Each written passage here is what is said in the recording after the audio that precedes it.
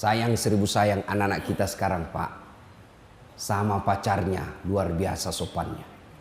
Ditelepon sama cowoknya, "Dek, iya Kak, terserah abang aja deh. Saya ngikut aja mana yang terbaik." Dongo. Tahu dongo? Beleng-beleng. Tahu beleng-beleng? Dongo. Tahu dongo?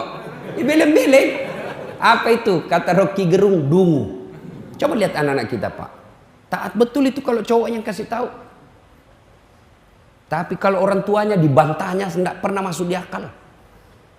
Mau bukti? Anak-anak kita lebih hargai cowoknya daripada bapaknya. Mau bukti, Pak? Bapak nanti kalau pulang periksa wallpapernya, HP-nya anaknya yang gadis itu. Kira-kira siapa yang jadi wallpaper anak kita? Siapa? Fotonya bapaknya. Siapa? Ada saya lagi mengajar ujian, Pak, di Unhas. Saya lagi keliling. HP jangan di kantong, simpan sudut kanan meja. Saya lagi mengawas, tiba-tiba di HP sudut kanan ada cewek. Wih, cakep betul cowoknya, bersih putih. Saya bilang, "Dek, cakepnya cowokmu." Saya lihat-lihat, enggak imbang rasanya ini. Langsung dia bilang, "Bukan cowokku itu, Ustaz." "Oh, siapa ini?" "Lee Min Ho." "Siapa itu Lee Min Ho?" Artis Korea." "Oh, ini artis." "Iya Ustaz." "Kau dikenal?" "Tidak." "Pernah dikirimi pulsa?" "Enggak." "Pernah di miss call?" "Tidak." Beleng-beleng. Masa itu kau enggak pernah kau kenal, enggak pernah dikirimi pulsa? Kau simpan di situ gambarnya bapakmu ke situ. Ganti tuh fotonya bapakmu simpan. "Tunggu dulu Ustaz." Dia carilah fotonya bapaknya. "Tunggu dulu Ustaz, tunggu dulu." Sudah terhapus semua Ustaz. Ini anak-anak kita sekarang. Maka jangan heran anak kita S1 susah cari kerja. Karena tidak dapat kerja dia lanjut S2, makin susah cari kerja. Salah satu sebabnya karena kuliah tidak menghargai orang tuanya. Tidakkah kita sudah belajar dalam agama kita, ridallah fi ridal walidain, suktillah fi suktil walidain. Suatu kali Nabi di Makkah lagi tawaf pakai ihram. Tiba-tiba ada anak muda di depan Nabi tawaf juga. Dilihatnya Nabi, wih, melepuh pundaknya, Pak. Seperti orang yang baru kena bara api. Diikuti oleh Nabi. Selesai tawaf dipanggil, "Anak muda, sini dulu anak muda." "Kenapa pundakmu, Nak?" "Saya ini orang Madinah. Ibu saya sakit. Ibu saya ini mau sekali menunaikan ibadah haji. Tidak ada budak saya. Tidak ada duit saya bayar onta.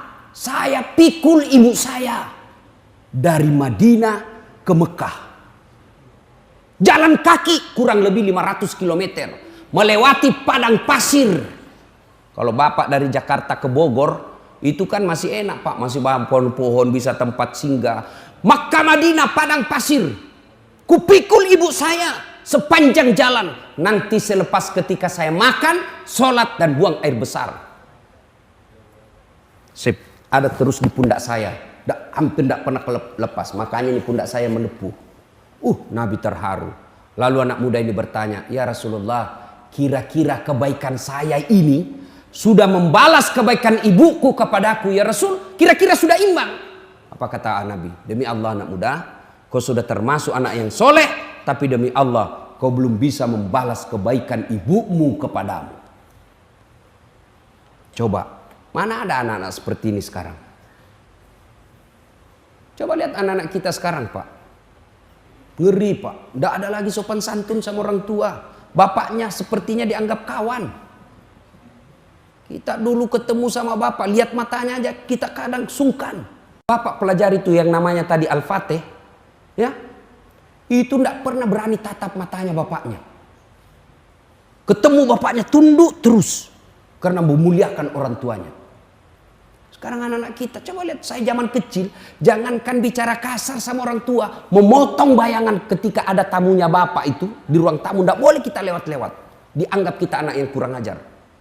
Makan, zaman saya kecil, makan, bapak saya petani, mau makan, kata ibu saya, "Jangan dulu, belum datang bapakmu, dosa kau kalau sisa kau kasih bapakmu." Masa sudah dari mulutmu kau kasih bapakmu? Begitu kita muliakan orang tua. Sekarang anak-anak makan, dia habisi Pak. Tinggal kuahnya disimpankan bapaknya.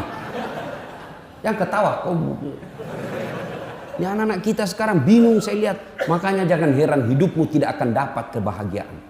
Coba lihat orang-orang yang sukses. Salah satu biasa resep hidupnya, mereka memuliakan orang tuanya. Itu model kita. Lain lagi Pak yang sudah berkeluarga. Modelnya apa? Lebih sayang sama istrinya daripada orang tuanya. Masih baik kalau ini lebih takut.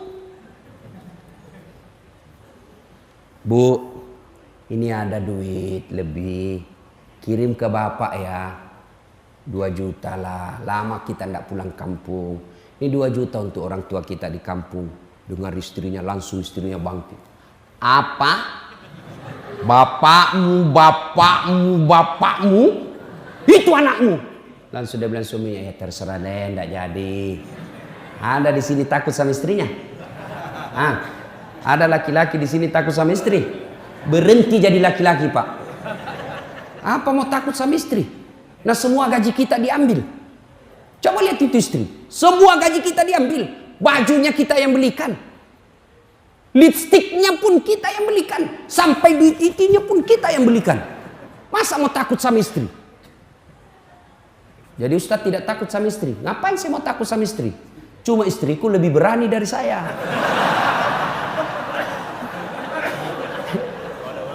Marah dia Ustadz, ngamuk dia Ustadz. Dengar Pak, kalau dia ngamuk, dia pecahkan piring, pecahkan 1 lusin. Kenapa? Piring boleh dibeli, harga diri sebagai suami tidak boleh diinjak-injak istri. Takbir. Saya serius Pak. Pak, jangan pernah menunda berbuat baik sama orang tua karena takut sama istri. Saya bilang sama istri saya, boleh kau marah sama saya, boleh kau maki-maki saya, boleh kau lempar kepalaku, yang penting tidak dikena. Satu yang tidak boleh, jangan pernah saya dengar di telinga saya kau hina orang tuaku. Begitu kau hina orang tuaku, tidak ada maaf. Belum tentu kita jodoh sampai saya masuk kubur. Tapi orang tua demi Allah, seluruh darah daging yang ada di dalam tubuhku itu dari orang tua saya. Gitu dong jadi laki-laki Pak. Jangan ketawa, saya serius ini. Ini juga ibu-ibu, jangan suka ngomel.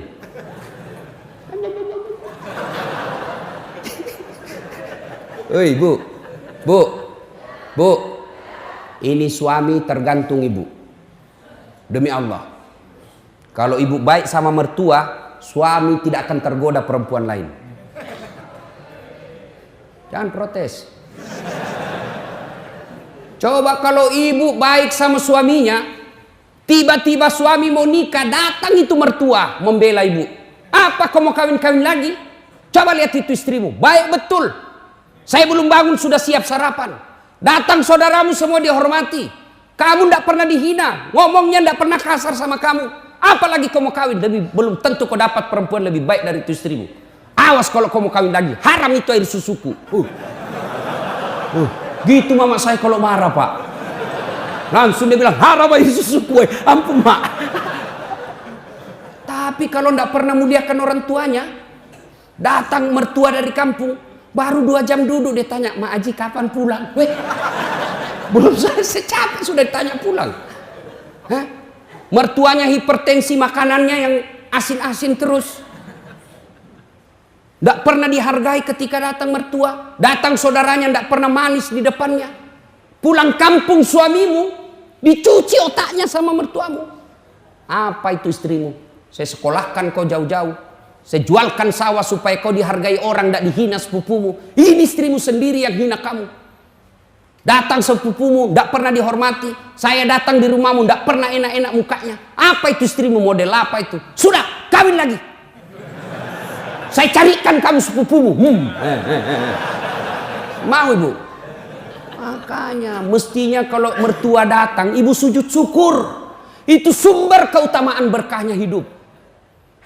Ya Allah, alhamdulillah kau kirim orang tua ini. Gara-gara inilah orang tua saya punya suami. Andai saja tidak ada orang tua punya anak, mungkin sampai sekarang saya masih jadi Gasturi, gadis tua Republik Indonesia. Bersyukur. Hei, Bu. Baik-baik sama mertua. Demi Allah, rumah tangga tidak akan berkah ketika durhaka sama orang tua. Percaya, Pak. Muliakan orang tuamu, maka hidupmu akan berkah. Suatu kali Umar bertanya kepada Nabi, "Ya Rasulullah, ingin rasanya saya melihat Allah tersenyum kepadaku. Meskipun saya tahu tidak mungkin saya bisa melihat Allah mukanya di dunia ini. Bagaimana supaya Allah tersenyum kepadaku?" Kata Nabi, "Buat ibu bapakmu tersenyum, maka Allah pasti tersenyum kepadamu." Maka bapak tidak usah cari muka sama pejabat. Lebih baik muliakan orang tua. Dunia akhirat kita dapat. Kadangkala ini anak-anak sekarang baru belajar agama 2 bulan. Itu pun melalui YouTube. Baru 2 menit habis pulsanya. Bamaknya langsung beda manhajnya. Ini beda. Tak boleh, Mak. Sesat kamu. Saya bilang, kau belajar agama dari mana? Ibumu kau katakan sesat. Ya, adik-adik ini yang hijrah. Hijrah itu bukan sekedar berbicara afwan. Hijrah itu bukan sekedar jazakallah khair. Kaifa haluk ya akhi. Bukan sekedar itu. Hijrah itu bukan sekedar pelihara jenggot. Hijrah itu bukan sekedar jingkar celananya. Hijrah itu termasuk diantaranya memuliakan orang tuamu dengan semulia-mulianya. Biar jenggotmu panjang, bicaramu selalu afwan, jazakallah, celana, tapi kau hina orang tuamu karena berbeda mazhabmu, kau tidak lebih mulia di hadapan Allah. Muliakan orang tua. Berapa banyak dalam riwayat-riwayat kita pelajari sejarah, sengsara hidupnya karena mendurhakai orang tuanya. Pertanyaan besar buat kita, kenapa anak-anak kita begini sekarang? Padahal cerdas, Pak. Anak-anak kita kurang apa sekarang, Pak? Coba lihat cerdasnya anak-anak kita. Saya biasa heran lihat itu anak-anak. Saya ini sudah pegang HP 2 tangan, masih salah ketik. Ini anak muda bawa motor sambil ngebalas. Cerdasnya itu anak-anak kita sekarang. Satu aja kurangnya anak kita sekarang. Apa? Kurang ajar. Imma yablughanna indakal kibra ahaduhuma au kilahuma fala taqul lahumā uff wa la tanharhuma wa kullahuma kaulan karima. Apabila kedua orang tuamu sudah lanjut dalam pemeliharaanmu, jangan kau berkata A saja dilarang, apalagi sampai meneteskan air mata orang tua. Al jannatu tahta aqdamil ummahat. Surga itu berada di bawah telapak kakimu. Kenapa anak-anak kita begini? Salah satu sebabnya karena kita memberi makan anak kita makanan-makanan haram. Kenapa anak-anak kita begini? Karena kita memberi contoh yang tidak baik di hadapan anak kita. Sini dulu. Awas kalau kau merokok, awas. Kalau kau merokok, saya kasih makan kau dengan bungkusnya. 10 menit kemudian, nak, kopi beli rokok tong. Anaknya dilarang merokok, baru dia merokok depan anaknya. Bapak macam apa ini? Ada yang merokok di sini? Nggak ada? Nggak ada dalam masjid. Nggak tahu kalau dia keluar nanti. Bapak kan selama ini sangat benci sama orang-orang yang menindas kita. Siapa orang-orang kaya yang ada di Indonesia? Banyak-banyak, Pak. Siapa orang-orang kaya? Mereka yang penguasa rokok. Dan kita lah ini orang Islam paling banyak merokok. Jadi kalau Bapak cinta sama agama, berhenti merokok. Itu orang rokok, itu orang Yahudi punya, Pak. Sudah kita dikasih rokok, sakit dikasih lagi obatnya. Duit kita dibawa ke sana. Maka saya doakan bapak-bapak yang merokok, berhenti merokok. Marah? Silakan, saya mau pulang juga. Ada yang bilang makruh, mungkin dia bilang makruh karena dia juga merokok. Berhenti, Pak. Kalau ada orang bilang baik itu rokok, saya bilang kau sini. Kalau kau merasa betul itu rokok baik, kau merokok anakmu di depanmu sama istrimu, rokok bareng-bareng di situ. Kalau kau rasa baik, pasti meskipun dia merokok, dia bilang jangan kau merokok, padahal dia merokok. Bagaimana kita mau beri baik yang anak dakwah kita kelihatannya tidak baik? Yang berikutnya, anak-anak kita mau baik, sementara kita sendiri tidak menjalankan agama dengan sebaik-baiknya. Ibu bapak saudara-saudara sekalian, sebenarnya masih ingin rasanya berlama-lama di tempat ini, tapi waktu jualah yang